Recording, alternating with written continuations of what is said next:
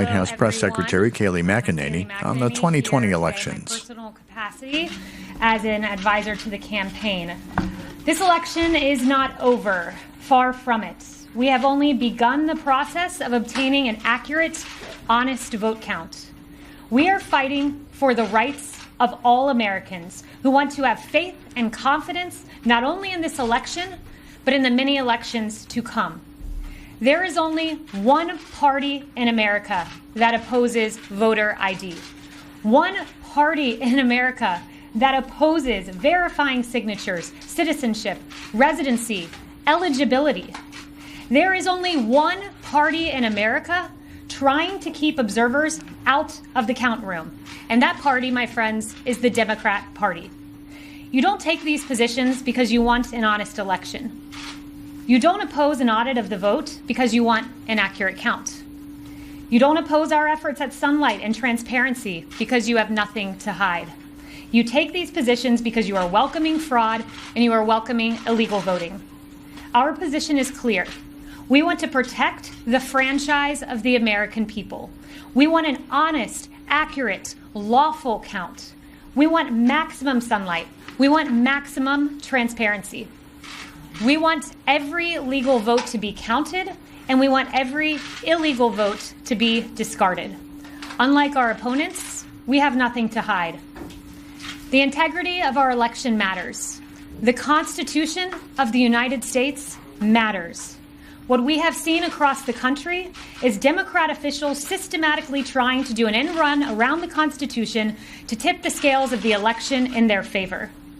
As Justice Gorsuch wrote in DNC versus Wisconsin state legislature, our oath to uphold the Constitution is tested by hard times, not easy ones. Last-minute changes to long-standing election rules risk other problems too, inviting confusion and chaos and eroding public confidence in electoral outcomes.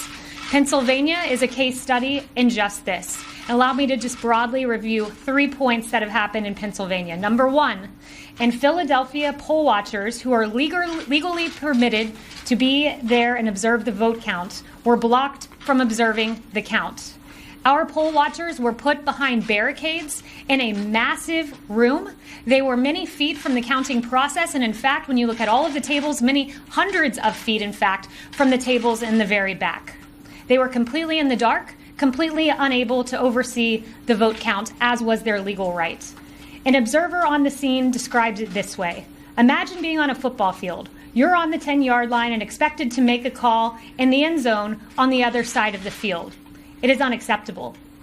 An intermediary court ruled on the side of the campaign, on the side of transparency and allowing the poll watchers to observe the count. But what did the Democrat Pennsylvania Supreme Court do? They issued an administrative stay, effectively pushing back our poll watchers and denying them the access they deserve to sit and watch the count. Ask yourself this: what are Pennsylvania Democrats hiding? Why can't poll watchers simply observe the count? Second, Article 1, Section 4 of the United States Constitution clearly states this: the time, place, and manner of holding elections for senators and representatives shall be prescribed in each state by the legislature thereof. That's right, the state legislature is constitutionally the one making the decision. But the Supreme Court of the Commonwealth of Pennsylvania, Kathy Boockvar, and the Democrat-tilted Pennsylvania Supreme Court have continually disregarded the Constitution, making decisions clearly in the domain of the Pennsylvania legislator. In fact, maybe there's a reason the Secretary of State, Boockvar, keeps substituting her will for that of the legislature in a completely unconstitutional fashion. Perhaps it's because she has motive. In fact, she has shown her partisan hatreds tweeting this: using the title, quote, president before the word, quote, Trump really just means the office of the presidency. We see where her motives stand. And finally, a mere survey of the facts shows that voters in blue counties like Philadelphia County were given certain privileges that voters in red counties were not afforded. The Constitution's Equal Protection Clause requires uniform standards, but Democrat election officials created disparities depending on where citizens lived and where they voted in the state. Some counties set up satellite offices for backdoor early voting, whereas other counties did not. Some counties allowed pre-canvassing, where other counties did not.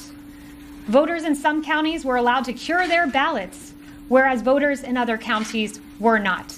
What Pennsylvania has done is provide a case study into how to tip the scales of an election to functionally favor the Democrat Party. This has gone on nationwide. And I'll leave you with this. In DNC versus Wisconsin State Legislature, in another attempt to count late ballots that arrived after the election, Justice Gorsuch wrote, "Nothing in our founding document contemplates the kind of judicial intervention that took place here, nor is there precedent for it in 230 years of the court's decisions." He went on to say, "No one doubts that conducting a national election amid a pandemic poses serious challenges. But none of that means individual judges may improvise with their own election rules in place of those the people's representatives have adopted." They have taken a global pandemic and turned it into a nationwide electoral epidemic.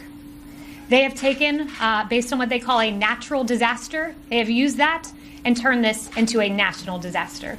And with that, I'll turn it over to Matt Morgan, General Counsel for the campaign.